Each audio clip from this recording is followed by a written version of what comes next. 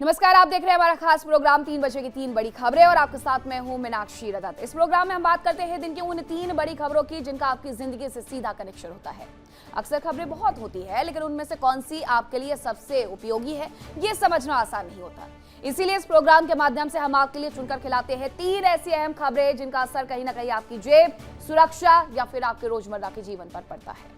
हमारा मकसद है कि कम समय में आपको साफ, सरल और काम की जानकारी दें, जिससे आप हर जरूरी खबर से अपडेट रहें।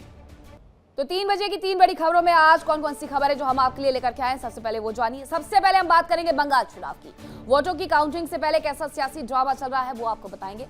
ममता बनर्जी ने क्या आरोप लगाए हैं, पूरी खबर आपको दिखाएंगे।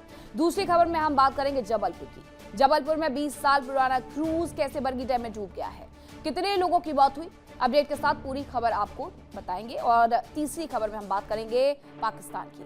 पाकिस्तान में एक के बाद एक आतंकी ढेर हो रहे हैं और इसके पीछे कौन धुरंधर है और कैसे भारत के दुश्मनों को कब्र में दफन किया जा रहा है, इस राज से भी पर्दा उठाएंगे। तो चलिए करते हैं शुरुआत और सबसे पहले आपको बताते हैं खबर आ रही है जो पश्चिम बंगाल से। कोलकाता में स्ट्रांग रूम के बाहर देर रात जमकर हंगामा देखने को मिला है, जहां टीएमसी कार्यकर्ताओं और पुलिस के बीच झड़प हुई। बीजेपी कार्यकर्ताओं ने टीएमसी की गाड़ी का घेराव किया। टीएमसी का स्ट्रांग रूम में धांधली का आरोप है। टीएमसी पर यह आरोप लगे हैं कि उसने धांधली करने का प्रयास किया है। टीएमसी की गाड़ी को बीजेपी कार्यकर्ताओं ने इसलिए घेर लिया। कोलकाता में स्ट्रांग रूम के बाहर की ये तस्वीरें सामने आई हैं, जहां पर तमाम ईवीएम मशीनें रखी जाती है इलेक्शन पूरे हो जाने के बाद, लेकिन स्ट्रांग रूम के बाहर जम करके हंगामा देखने को मिला है। ये कुछ सीसीटीवी तस्वीरें भी सामने आई हैं। बीजेपी की तरफ से ये आरोप लगाए गए हैं कि ईवीएम से छेड़छाड़ टीएमसी के कार्यकर्ताओं की तरफ से किया गया और ये सीधी जो तस्वीरें सामने आई हैं वो अपने आप में काफी कुछ कहती हैं। टीएमसी कार्यकर्ताओं और पुलिस के बीच में झड़प भी हुई। इसके बाद बीजेपी कार्यकर्ताओं ने टीएमसी की गाड़ी का घेराव कर लिया और टीएमसी का स्ट्रांग रूम में धांधली का वीडियो भी सामने आ गया है। वही स्ट्रांग रूम से निकलने पर ममता बनर्जी ने बड़ा आरोप लगाया है। उन्होंने कहा कि पहले वोटर लिस्ट से नाम हटाए, अब ईवीएम से खेला हो रहा है। कैंडिडेट को स्ट्रांग रूम में जाने का हक है। ममता बनर्जी कह रहे हैं कि आखिरी सांस तक ये लड़ाई लड़ेंगे। वोट की लूट होगी तो हम लड़ेंगे, ये ममता बनर्जी की तरफ से कहा गया है। तो कोलकाता में टीएमसी ने ईवीएम से छेड़छाड़ का आरोप लगाया। नेताजी स्टेडियम के काउंटिंग सेंटर के बाहर जबरदस्त हंगामा हुआ। ममता बनर्जी ने भी इस दौरान बहुत कुछ कहा है। क्या कुछ कहा है, चलिए आपको सुनाते हैं। हमारा जो ईवीएम मशीन है इधर में स्टोर रूम है, तो आप लोगों को जानकारी है कि नेताजी इंडोर में सीसीटीवी जो हम पाए गए और बहुत सारे जगह में कि उधर में मैनिपुलेशन हो रहा है और बाहर का आदमी आके वो खुल रहा है, देख रहा है, पोस्टर डालब को इधर उधर कर रहा है। वो देखने के बाद मैंने जब सीसीटीवी देखा टीवी में, तो मैंने सोचा मैं भी उधर देख के आऊँ। तो पहले तो सेंट्रल फोर्सेस मेरे को एंटर ही करने नहीं देते थे। उसका बाद पूछा किसी से, बोला नहीं हमको जाने का हक है, बिकॉज वो लोग पहले किसी को अंदर में ही जाने नहीं देते। लेकिन as per our election rules, the candidate and election agent of any party is allowed up to the sealed room, not inside the sealed room but outside at the door of sealed room. तो पहले तो ये लोग मेरे को घुसने ही नहीं देते थे। उसका बाद उसको फ़ोन किया, बट आरो किसी से परमिशन लेके आरो मेरे को घुसने दिया। हमारा एजेंट को इतना अरेस्ट किया, इतना वन साइडेड हुआ, उसका बाद भी अगर ऐसा ईवीएम मशीन को लूट करने के लिए, अगर काउंटिंग लूट करने के लिए कोई कोशिश करे तो हम जिंदगी मत एक करके हम लड़ेंगे। तो काफी हंगामा देखने को मिला है। टीएमसी नेता कुणाल घोष और शशि पांजा धरने पर बैठ गए। बीजेपी नेता तापस रॉय भी स्ट्रांग रूम के बाहर पहुंच गए। स्ट्रांग रूम के बाद टीएमसी और बीजेपी नेताओं में तीखी बहस हुई है। ममता बनर्जी भी स्ट्रांग रूम के लिए निरीक्षण के लिए पहुंची और 4 घंटे तक स्ट्रांग रूम में ही ममता बनर्जी रुकी रही। इलेक्शन कमीशन ने किसी भी तरह की छेड़छाड़ से इनकार किया। बीजेपी ने स्ट्रांग रूम में ममता के होने का असंवैधानिक कहा है। इस पूरी खबर पर हमारे साथ तमाम जानकारी के साथ जुड़ गए हैं सुशील तिवारी। सुशील, ये पूरा हंगामा आखिरकार बरपा क्यों, और जो तस्वीरें सामने आई हैं उसमें कुछ लोग तो नजर आ रहे थे, क्या वो स्ट्रांग रूम की तस्वीरें हैं और उसमें टीएमसी के कार्यकर्ता हैं अंदर या बीजेपी के कार्यकर्ता हैं? क्योंकि ममता दीदी तो ये आरोप लगा रही हैं कि मैंने कुछ फुटेज देखे उसके बाद मैं यहाँ पर आई। बिल्कुल मीनाक्षी, जो 15 वर्षों की सत्ता है जो ममता बनर्जी की, वो खिसकती हुई नजर आ रही है, क्योंकि जिस तरह बीजेपी ने धुआंधार प्रचार किया और लोगों के बीच में जाके उन्होंने अपनी जो बातें थी बताई, और जो उनकी जो तमाम जो जिस तरह ममता के राज्य में तमाम जो गुंडा राज उन सबको उजागर किया, तो ऐसे में जो कल रात का मामला है, कल रात को जिस तरह ममता बनर्जी 4 घंटे स्ट्रांग रूम के अंदर रही हैं और वहाँ पर बाहर टीएमसी और बीजेपी कार्यकर्ताओं के बीच में काफ़ी झड़प भी हुई, काफ़ी उन लोगों में बहस भी हुई। यहाँ तक कि बीजेपी की जो तमाम जो वहाँ पर कार्यकर्ता थे, उनका आरोप है कि टीएमसी के कार्यकर्ता हैं लगातार ईवीएम में कहीं ना कहीं उन जो ममता बनर्जी के माध्यम से, क्योंकि एक गाड़ी साथ में उनकी आई थी ममता बनर्जी के कार के पीछे पीछे, तो उनका कहना था ईवीएम बदलने के लिए ममता बनर्जी यहाँ पर आई थी और ममता बनर्जी 4 घंटे तक रही हैं। इसको भी कहीं ना कहीं इलेक्शन कमीशन ने गलत माना है और ममता बनर्जी पर आरोप भी लगे हैं। और लेकिन ममता बनर्जी ने भी आरोप लगाए हैं कि जो बीजेपी कार्यकर्ता हैं लगातार कहीं ना कहीं जिस तरह एसआईआर के मुद्दे पे उन्होंने एसआईआर में तमाम नाम काटे के मतदाताओं के, अब वो ईवीएम में छेड़छाड़ करना चाहते हैं और हम बिल्कुल इसे करने नहीं देंगे। तो जो पूरा माहौल है काफ़ी गर्म है, क्योंकि वेस्ट बंगाल में जिस तरह वहाँ पर इस बार बीजेपी पहली बार अपनी धमक जमा रही है, बहुत जोरों से धमक जमा रही है। और यहाँ तक कि प्रधानमंत्री मोदी जी ने कहा था कि हम 4 मई के बाद बीजेपी के शपथ ग्रहण समारोह में आएंगे। तो ये बताता है कहीं ना कहीं जो पूरा माहौल बदला बदला नजर आ रहा है और बीजेपी अच्छी पोजीशन में है। और तमाम जो एग्जिट पोल आ गए हैं उससे ममता बनर्जी और बौखला गई हैं। एग्जिट पोल में भारी जीत दिख रही है बीजेपी की और वहीं पर ममता बनर्जी को लोग निशाने पे लिए हुए हैं। तो ये सब पूरा जो माहौल है इसको लेकर चाहे बीजेपी हो चाहे टीएमसी हो, दोनों के कार्यकर्ताओं के बीच में झड़प भी हो रही है। सुशील, जरा ये बताइएगा, क्योंकि पोल्स तो सारे यही कहते हैं कि बीजेपी की सरकार वहां पर बनने वाली है, दीदी वहां से जाने वाली हैं, तो क्या ये उसके पहले खिसियानी बिल्ली खंबा नोचे वाली स्थिति हो गई है टीएमसी के लिए? बिल्कुल जिस तरह स्थितियां बन चुकी हैं, क्योंकि जो एग्जिट पोल में साफ साफ जितनी भी अधिकतर एग्जिट पोल है सभी ने यह कहा है कि इस बार भारी जीत के साथ में सत्ता में काबिज होने जा रही है भारतीय जनता पार्टी। और इसके लिए श्रेय अगर दिया जाए तो अमित शाह लगातार वहां पर रणनीतिकार के रूप में मौजूद रहे, तमाम यूपी के सांसद गए, तमाम आसाम के भी तमाम जो बीजेपी के नेता कद्दावर नेता हेमंत विश्व शर्मा भी वहां गए, योगी जी यहां से गए, योगी जी ने भी रोड शो किए और पूरा भरोसा दिलाया कि जिस तरह यूपी में विजन लेके चल रहे हैं उसी तरह का विजन बंगाल में देखने को मिलेगा। तो कहीं ना खिसियानी बिल्ली खंबा नोचे वाली बात आ गई है और जो ममता बनर्जी है उनको लगता है कि इस बार मुझे कड़ा मुकाबला मिल रहा है और बीजेपी जबरदस्त तरीके से इस बार कहीं ना कहीं घेराबंदी कर चुकी है। हर चुनाव क्षेत्र में जितने विधानसभा क्षेत्र हैं, जो कि 142 सीटें थी पिछली बार, इसमें 123 सीटें बीजेपी ने टीएमसी ने जीती थी और इस बार जो आंकड़े कुछ पलटे पलटे नजर आ रहे हैं, तो ये पूरा जो माहौल है उससे ममता बनर्जी कहीं ना कहीं बहुत ही ज्यादा डिप्रेशन में दिख रही हैं और साथ में उनको अपनी हार नजर आ रही है। इसीलिए वो ऐसी ऐसी हरकत कर रही हैं, कभी रात को पहुंच जा रही हैं, नींद नहीं उनको आ रही है। और यहाँ तक कि जो पहली बार इस तरह ममता बनर्जी लोगों के बीच पहुंच के तमाम आरोप बीजेपी पे लगा रही हैं और ये पूरा माहौल जिस तरह गर्मा गया है उससे लगता है कि कहीं ना कहीं ममता बनर्जी घबराई हुई हैं। बस अभी 3 दिन का और इंतजार करना होगा। जी सुशील, 3 दिन का इंतजार और करना होगा कि आखिरकार पश्चिम बंगाल में इस बार किसकी सरकार बनती है। पोल जो एग्जिट पोल थे वो एग्जैक्ट परिवर्तित होते हैं या नहीं होते हैं, या फिर ममता दीदी जैसा कि कह रही हैं कि टीएमसी की जीत सुनिश्चित है, वो यहाँ पर होने वाला है। लेकिन 3 दिन पहले लगातार हंगामा हो रहा है, यानी अभी आने वाले दिनों में यह हंगामा और भी ज्यादा देखने को मिल सकता है। बिल्कुल, क्योंकि जिस तरह हंगामा लगातार चल रहा है इसको लेके चुनाव आयोग बहुत सतर्क है।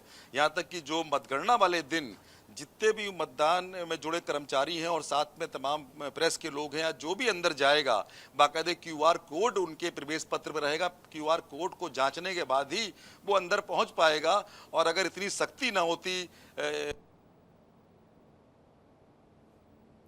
ठीक है सुशील, बहुत बहुत धन्यवाद आपका तमाम जानकारी के लिए। तो पश्चिम बंगाल में अभी स्थिति कुछ इस तरीके से बनी हुई है कि ममता दीदी लगातार हर जगह पर निगरानी कर रही हैं, दूसरी तरफ बीजेपी के तमाम कार्यकर्ता भी चौकन्ने हैं।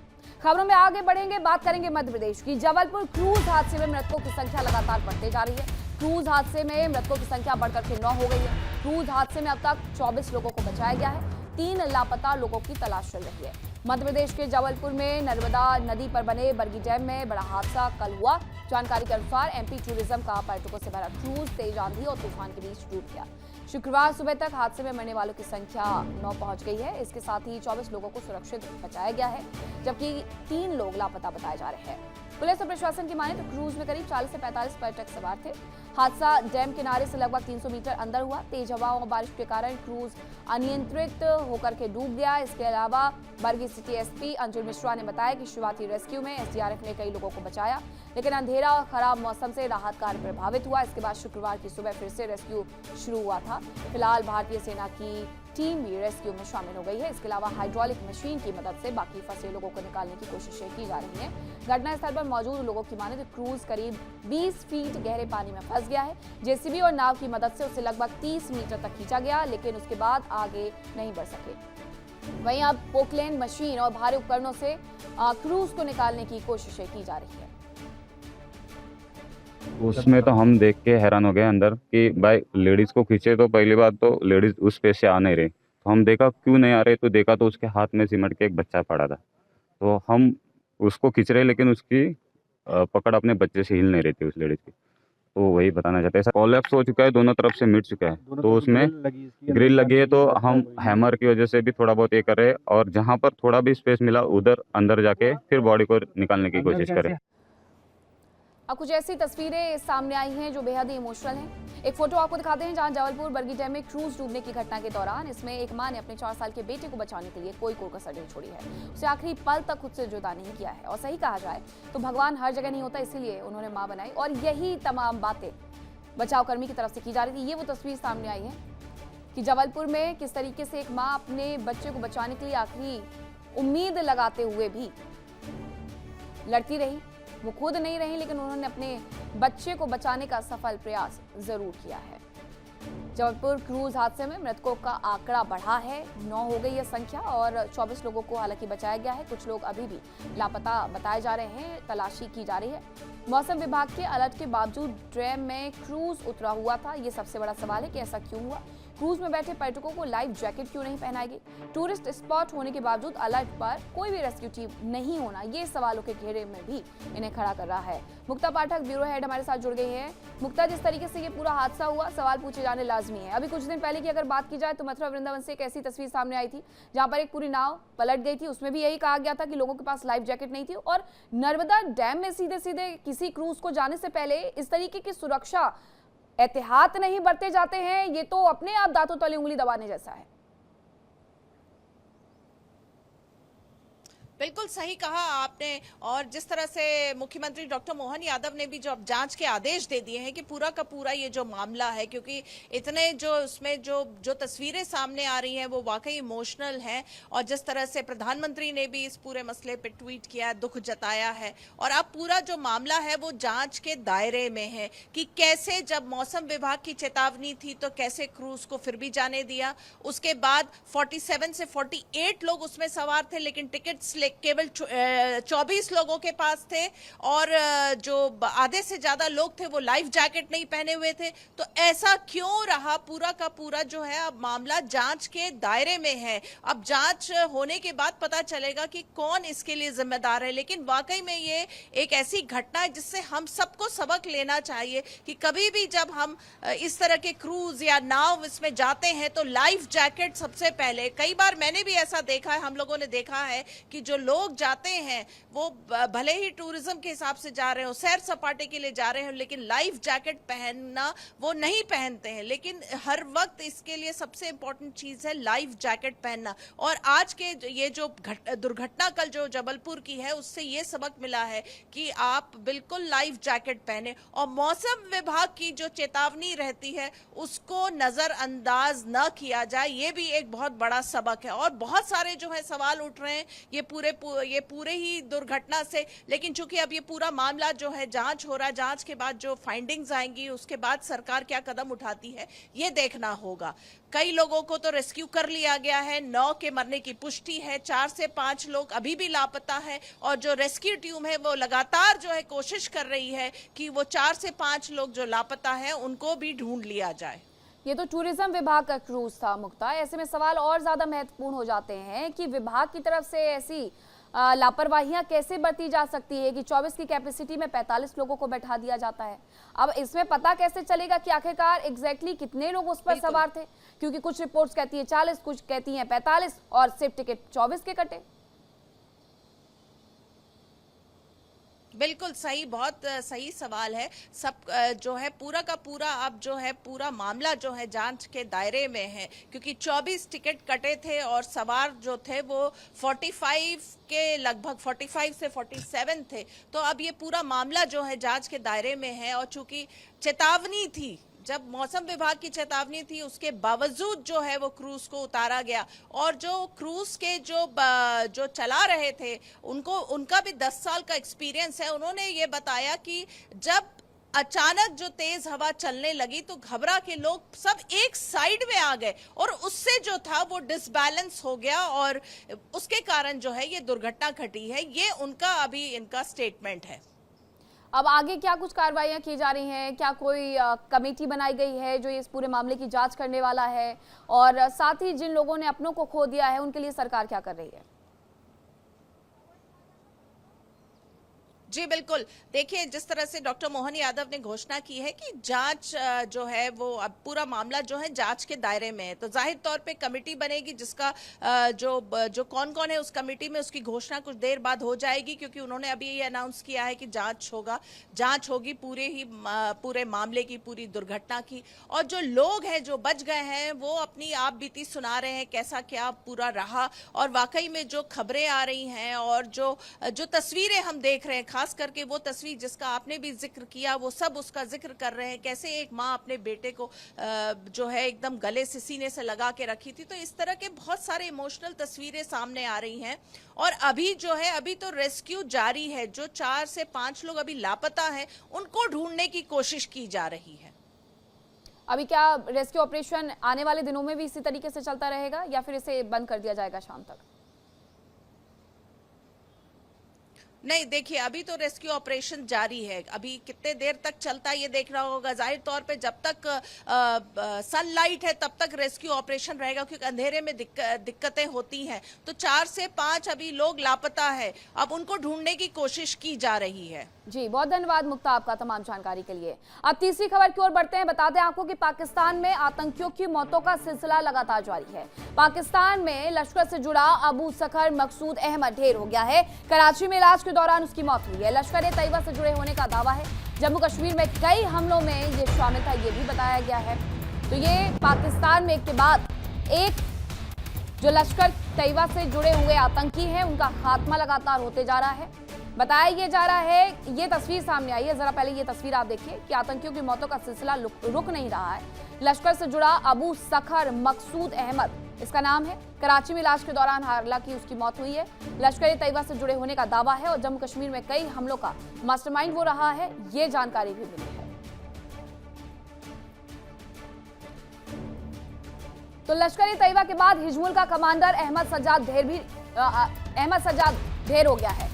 हिजबुल का कमांडर था। इस्लामाबाद में आतंकी अहमद सज्जाद की हत्या हो गई है। जम्मू कश्मीर के कई गतिविधियों में शामिल था यह आतंकी। पाकिस्तान में आतंकियों की मौतों का सिलसिला लगातार जारी है। इस्लामाबाद में आतंकी अहमद सज्जाद की हत्या की गई है। जम्मू कश्मीर में कई गतिविधियों में ये शामिल रहा आतंकी सज्जाद। और वहीं लश्कर से जुड़ा अबू सखर मकसूद अहमद भी ढेर हो गया है। कराची में अबू सखर मकसूद की इलाज के दौरान मौत हो गई है। अबू सखर जम्मू कश्मीर के कई हमलों में शामिल रहा है। ज्यादा जानकारी के लिए रुक करेंगे हमारे सहयोगी विकास अब्रोल का। विकास, लगातार एक के बाद एक हत्याएं हो रही हैं या फिर मौत हो रही है, लेकिन ये तमाम लोग सिर्फ और सिर्फ या तो लश्कर से जुड़े हुए हैं या हिजबुल से जुड़े हुए हैं। तो ऐसे में इन्हें निशाना आखिरकार किसकी तरफ से बनाया जा रहा होगा, ये सबसे बड़ा सवाल है।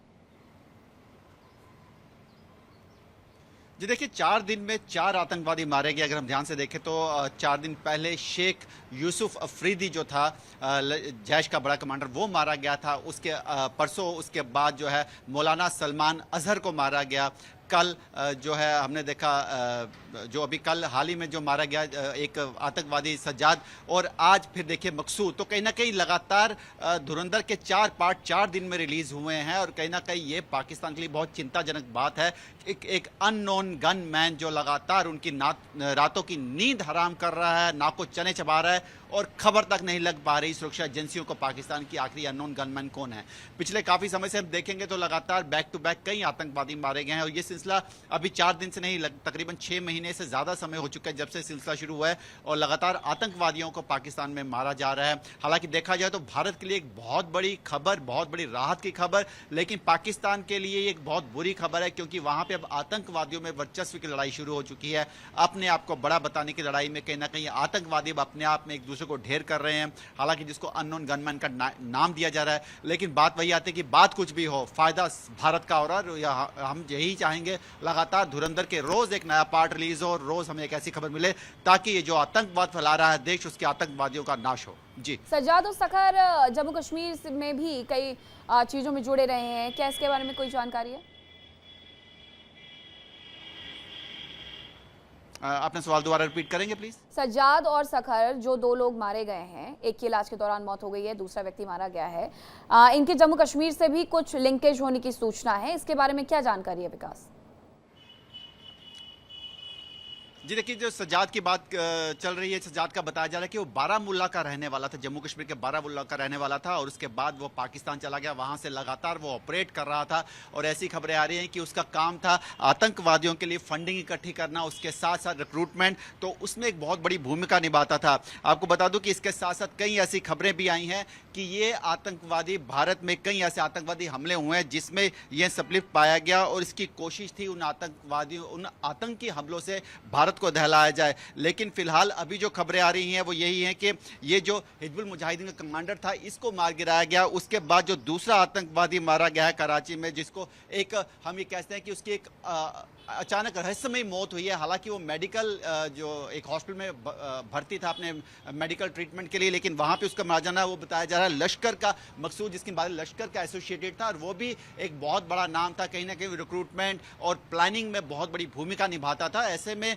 लगातार टॉप कमांडर्स और बड़े बड़े नेता आतंकवादियों के मारे जा रहे हैं और ये सिलसिला लगातार जारी है और फिलहाल अभी इसके पीछे कौन है इसकी जानकारी नहीं मिल पा रही, लेकिन इतना जरूर है कि अननोन गनमैन लिख के आता है। 4 दिन पहले जिसको मारा गया उसको भी गोलियों से भून दिया गया था, परसों जिसको मारा गया उसको गाड़ी से उसको कुचला गया, कल भी जो मौत हुई है वो भी उसको भी गोलियों से मारा गया और आज एक रहस्यमयी मौत जिसका इलाज चल रहा था। तो कहीं ना कहीं देखा जाए तो पाकिस्तान अब अंदर खाते अपने ही आतंकवादियों से खुद जूझ रहा है। तो पाकिस्तान अपने ही दहशतगर्दों को सुरक्षा नहीं प्रदान करवा पा रहा है, जो दूसरे देशों में आतंक फैलाता था आज वो खुद इसी आतंक का शिकार है। जी बिल्कुल, देखिए आतंक, आप जब भी सांप पालेंगे तो कहा जाता है कि सांप आपको ही काटेगा और वही हाल अब आतंकवादी देश पाकिस्तान के साथ हो रहा है। लगातार जितने उसने आतंक ग्रुप वहां बनाए हैं, हिजबुल, लश्कर, जैश, ऐसे कई ग्रुप हैं जो लगातार पाकिस्तान से ऑपरेट हो रहे हैं। वो सिर्फ भारत ही नहीं, अफगानिस्तान में भी कहीं ना कहीं दखल दे रहे हैं। तो ऐसे में इन ग्रुप्स को अब अपने आप में लड़ाई जो है वो लगातार चल रही है। देखिए ये ग्रुप जो है ये जो है कहीं ना कहीं आतंकवाद को तो एक मोहरा बनाया है उन्होंने, एक इस्लाम के नाम पर लोगों को भड़काने का काम, धर्म पे नाम पे लोगों को भड़काने का काम, रेडिकलाइज करने का काम, ये लगातार इनकी तरफ से जारी है और इसी के चलते अब ये आलम यहां तक पहुंच चुका है कि ये आपस में लड़ मरने को तैयार हैं, एक दूसरे के दुश्मन बन चुके हैं और वो साफ साफ देखा जा रहा है। देखिए भारत ने ऑपरेशन सिंदूर जब किया था तो लगातार 9 प्रिसाइज लोकेशन पे टारगेट किया था जहां पे इनके बड़े बड़े आतंकवादी नाम थे जो वो मारे गए और उसके बाद लगातार वहां से इनको जो है संदेश मिले बंद हुए। एक बार फिर से अब ये आतंकवादी अपने आप को रीग्रुप करने की कोशिश कर रहे हैं, लेकिन अब ये अपने आप को एक दूसरे से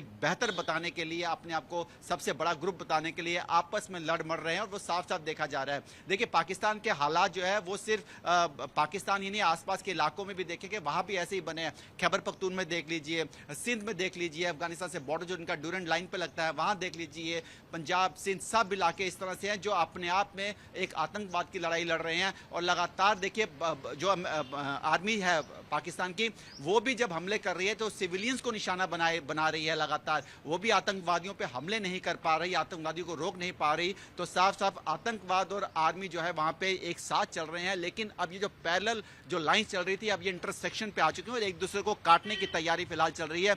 लेकिन देखना ये होगा कि अब इस समय पाकिस्तान की राजनीति तो बिल्कुल शून्य है, लेकिन पाकिस्तान की आर्मी इनको कैसे हैंडल करती है, क्या ये जो लड़ाई, जो भीतरी जंग शुरू हो चुकी है आतंकवादियों में, क्या इसको रोक पाएगी, ये देखने वाली बात होगी अभी। ऑपरेशन सिंदूर की बरसी बरसी आने वाली है और ऐसे में बरसी के पहले ही पाकिस्तान में ज्यादातर आतंकियों का सफाया होते जा रहा है। पाकिस्तान के लिए जरूर ये सिरदर्द है, लेकिन भारत के लिए ये खुशखबरी से कम नहीं। जी बिल्कुल, देखिए ऑपरेशन सिंदूर जब अब कुछ ही दिनों में ऑपरेशन सिंदूर की बरसी होने वाली है, ऐसे में लगातार पाकिस्तान भी कोशिश कर रहा है कि भारत में इन्फिल्ट्रेशन कराए और ऐसी खबरें भी आ रही सूत्रों से कि 700 से 800 आतंकवादी जो है वो बॉर्डर पार बैठे हैं भारत में घुसपैठ करने के लिए। लेकिन अब हमारी बॉर्डर पर हाईटेक इतनी टेक्नोलॉजी हो चुकी है कि उनके लिए पार पाना बहुत मुश्किल है। लेकिन पाकिस्तान के अंदर खाते वो बैठे, जो बौखलाहट है आतंकवादियों में, जो घबराहट है वो साफ साफ देखी जा रही है और उसी का नतीजा है कि अब आतंकवादी अपने ही आतंकवादियों के दुश्मन बन चुके हैं, अपने ही दोस्तों के जो उनके खास दोस्त थे उनके दुश्मन बन चुके हैं। और फिलहाल ये जंग जो है ये भारत के लिए बहुत फायदे की है और ये जंग का चाहे नुकसान किसी भी आतंकवादी ग्रुप को हो, चाहे पाकिस्तान को हो, इसका फायदा सीधा सीधा भारत को होगा। लग भी रहा है कि आने वाले समय में जिस तरह से देखिए 4 दिन में 4 आतंकवादियों की मौत, ये दिखाता है कि वहां पर ये जो जंग है ये बहुत ज्यादा बढ़ चुकी है और पुलिस आर्मी किसी का कंट्रोल नहीं। लगातार जो आतंकवादी एक दूसरे को निशाना बना रहे हैं और इसी तरह जितना निशाना बनाते जाएंगे भारत का उसमें उतना ही फायदा होगा। बहुत धन्यवाद आपका विकास, ये तमाम जानकारी के लिए। और खबरें फिलहाल वक्त एक छोटे से ब्रेक का है, कहीं मत जाएगा। खबरों का सिलसिला लगातार जारी है। इंडिया डेली अब आपके स्मार्ट टीवी पर भी मौजूद है। इंडिया डेली 24/7 आप इन सभी प्लेटफॉर्म पर लाइव देखें। देखिए इंडिया डेली 24/7 अब आपकी स्मार्ट टीवी पर। इंडिया डेली मौजूद है सभी डिजिटल प्लेटफॉर्म पर लाइव और लगातार। इंडिया डेली 24/7 हर दिन राष्ट्र को समर्पित।